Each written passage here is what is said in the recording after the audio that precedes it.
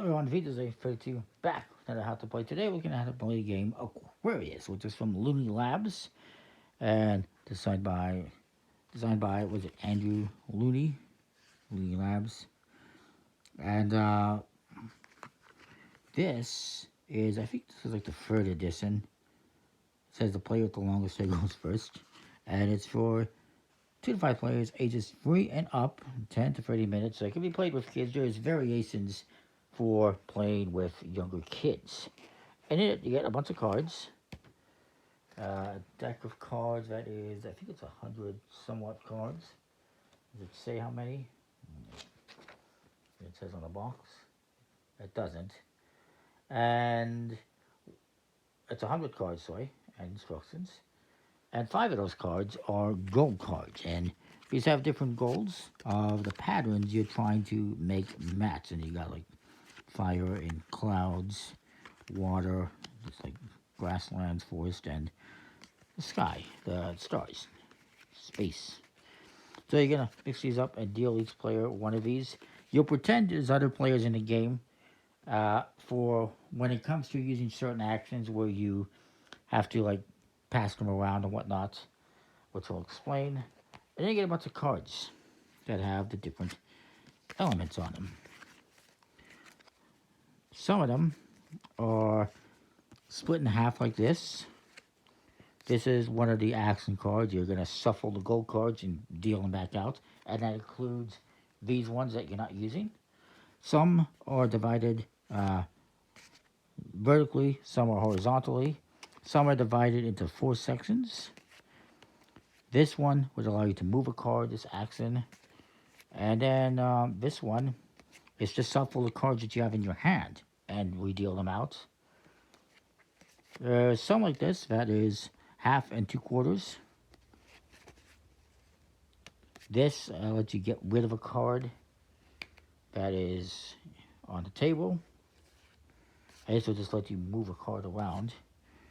And some of them are full, like this one's a whole card. This one forces you to trade hands with somebody else. And I believe that's all for the action cards. There's one more type of card I'm trying to find. Pretty sure I mentioned these ones are split 4 ways. These ones are diagonal. And that's basically it. Oh, and there's the trade goals card as well. I think those are the 6 types of action cards that are in the game. Shuffle everything up. We'll mix these in here. And each player gets a goal, and you're going to get 3 cards.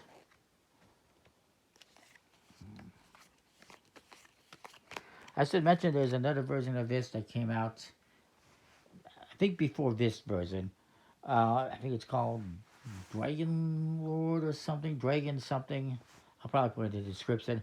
It's the same idea except with a dragon theme and with a slight difference, but basically the same idea. So then you're going to start, you're going to put 1 card, not an action card, in the middle to start off. Oh, it's a wild. There's also these ones which are wild, which can be anything, any of the different areas, but I'll put that one in the middle. We'll start over. So we got this one to start. On your turn, you're going to have 3 cards. You're going to draw 1 card. And then you have to place a card.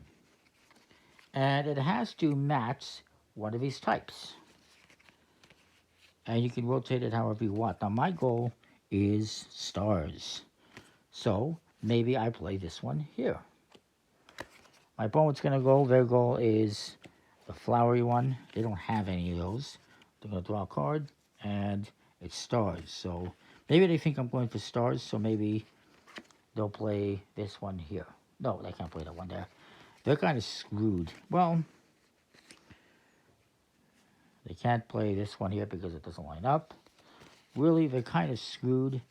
They have to line up something. This is the only real option that they have.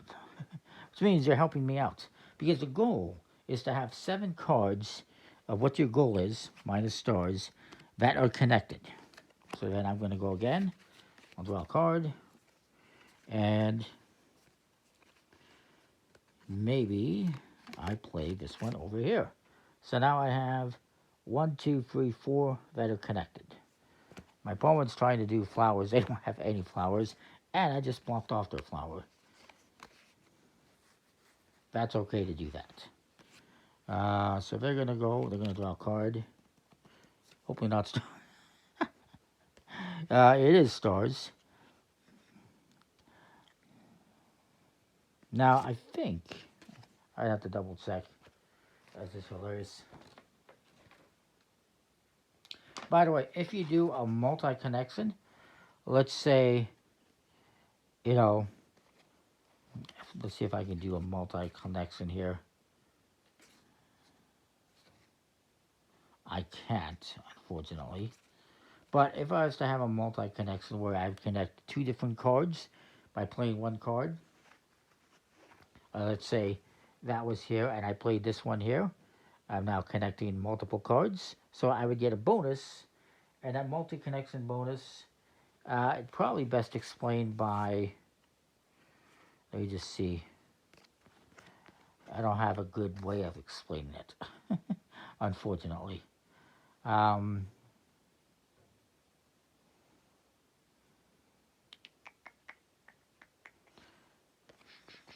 Yeah, I don't have a good way of explaining it, but there is a bonus if you connect multiple.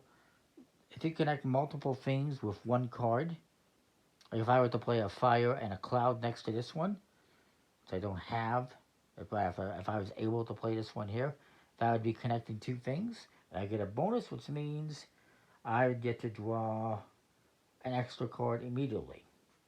If you connect 3, you get 3 bonus cards, etc., etc. Now, I forget whose turn it was. All right, it's my opponent's turn.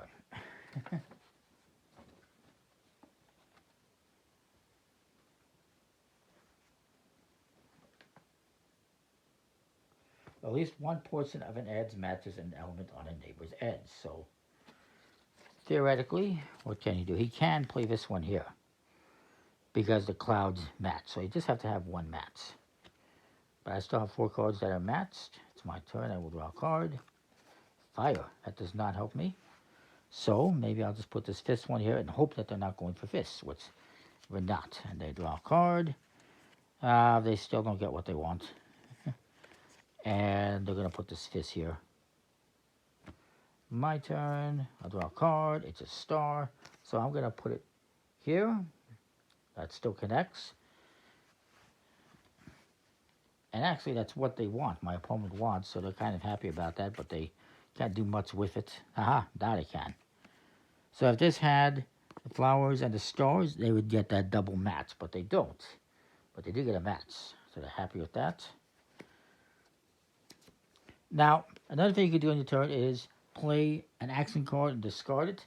And this way we'd be trading the golds. I don't want to trade my gold because I got 1, 2, 3, 4, 5 matches. Once I get 7, that would end the round, end the game, and I would win. The wild ones, of course, are wild. They can be played anywhere. They match all the elements. And, yeah, connect 7 cards. There's different variations to play with younger children, preschoolers, which is awesome. So this works for pretty much any age. It's a nice kind of a puzzly type game. And I apologize if you can't see those top cards there. But there you go. Oops. Never mind. You get the idea. So,